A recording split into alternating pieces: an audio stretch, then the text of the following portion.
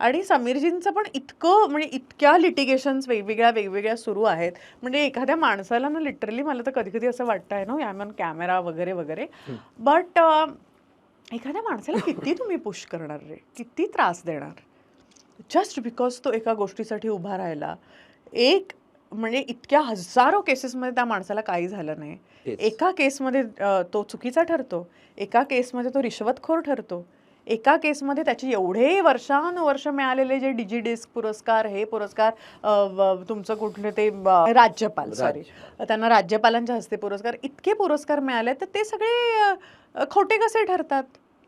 आणि मग त्या एका केसमुळे त्यांना ट्रोलिंग होतं, मग ते धमक्या येतात, मग जिथे जिथे त्यांचे फॅन्स आहेत त्या त्या देशांमधनं धमक्या येतात, आणि मग वेबसिरीज बनतात, त्याच्यात हे सगळे विषय घडतात. मला जेव्हा स्ट्रेस आणि टेन्शन असतो ना, तेव्हा मला माहिती आहे आता मला माझ्या मुलांचं काम करायचं, मला आता त्यांना शाळेत सोडायचं. आता मला स्ट्रेस घेऊन काय फायदा आहे का? नाही.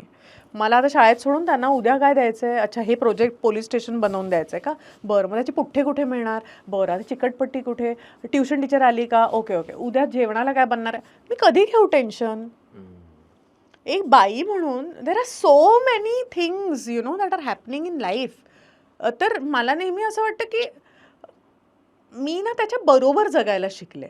नाव it's become a part of my life.